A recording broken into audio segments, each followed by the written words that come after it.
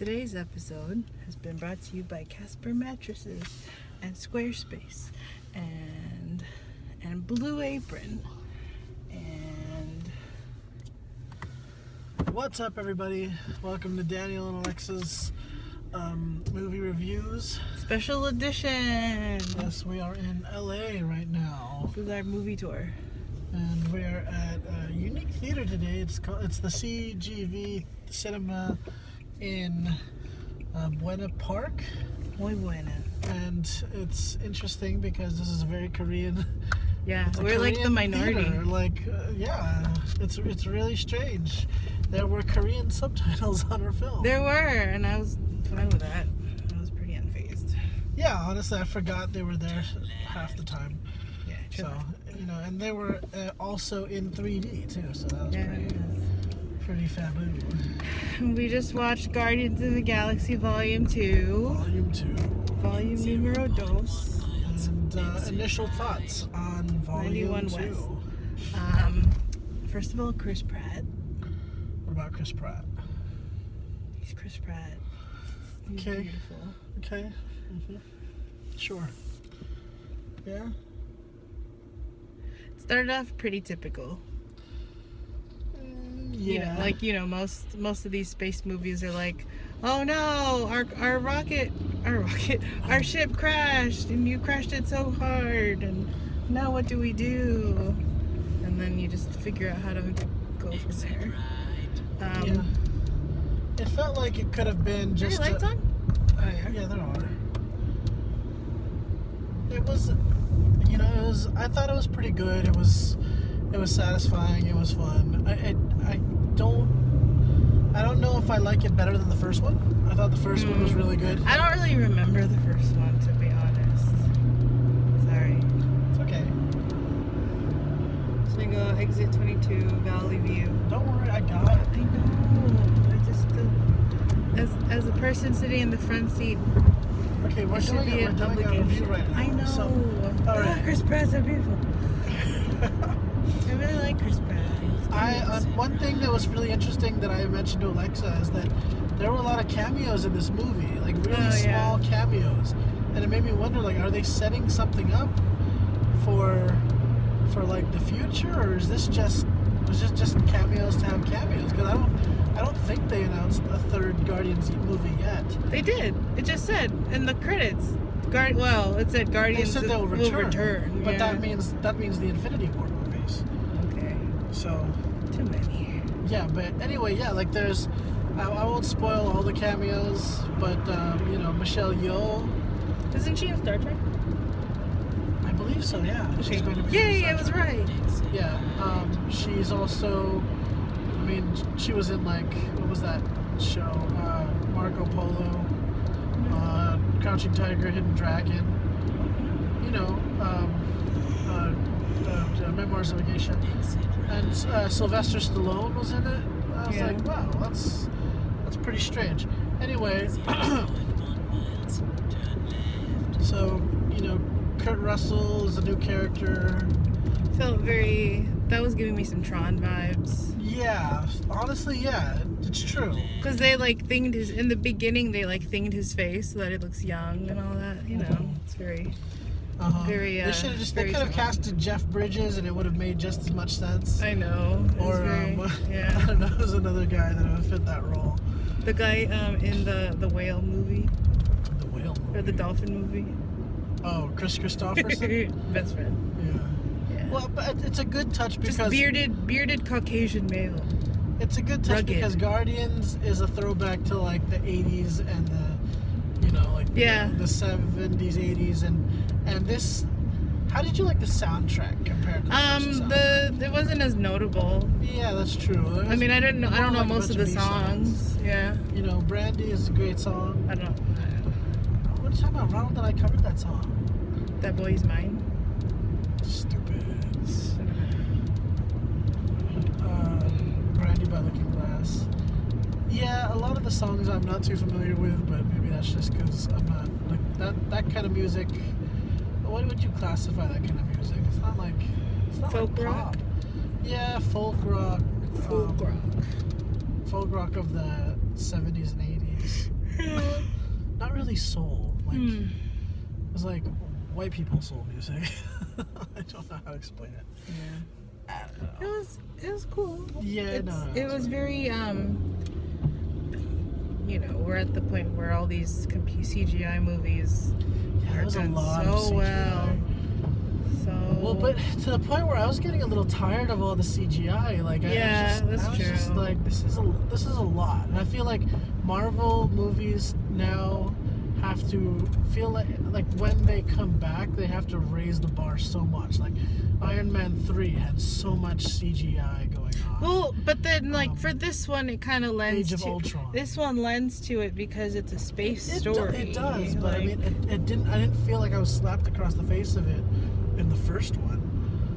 Like I was with this one. Yeah. But don't get me wrong. Like it's not that bad. Just it worked and it was cool. It's just I don't feel like I needed that much. Yeah. The film felt a little short, to be honest. I don't know if okay, so tell me what your criticisms of the film are. I don't know. It was done well.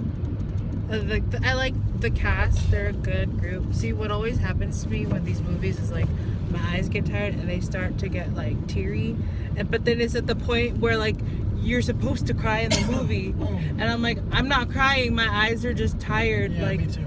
for real. And I'm like, I feel like a dummy. No, like I really like the cast.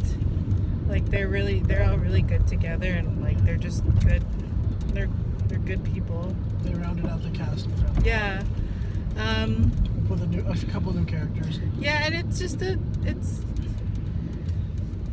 we're at the point where we can just create all these kinds of worlds and fantasy with just the power of a computer, which is pretty. And it was nice. If I like tried really hard, I could have started crying. If I really worked hard at it. I don't know. I don't really have much criticism. Well, I mean, one thing that I kept asking myself throughout this entire movie, and you kind of just have to do that if you're a fan and follower of the Marvel Cinematic Universe, is like, how does this story tie into the rest of the MCU? And I didn't feel like it did much at all. Like, I was expecting to get some more information on another Infinity Stone or more information on Thanos, other characters that exist in the cinematic universe, like the Collector, whatever his name was, the guy that Benicio del Toro plays. But you didn't really get much of any of that. It felt like a self-contained episode that didn't really help establish much story in the bigger picture. It just tells you a bit more about Peter Quill's origins. It helped I got shook. establish a little bit shook by all that.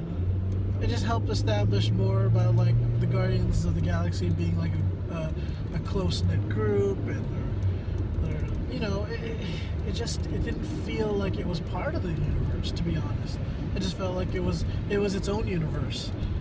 And I know that they're going to be in the Infinity War film, so it's strange to see them not really move the story in any direction closer towards that. At least not as far as I could have told. What I get confused about though is like I'm not sure, is that story set in the future? Is it in the present? It's happening at the same time. Is it? What story? Because I don't know, like all these like stories kind of, I don't know. There's just some of them seem like they're kind of in the future, and they're kind of in the present. And also, you were supposed to turn this. Jeez. Sorry. who uses a Zune player? Like, I didn't even know those still exist. That was like comedic though. That was like he's using a Walkman, thinking like that's still the thing to use. You know what I mean? It's just kind of like it just adds more personality. Oh, there it is. Right there. Yeah, I see it. Okay. Thank you.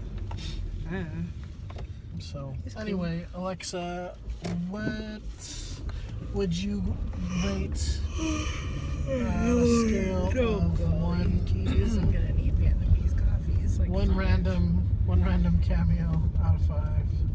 It's like candy. Well, I was gonna give it a 9, but then I realized how underwhelmed I kind of felt. I mean, but not like overall. Like, it's still good.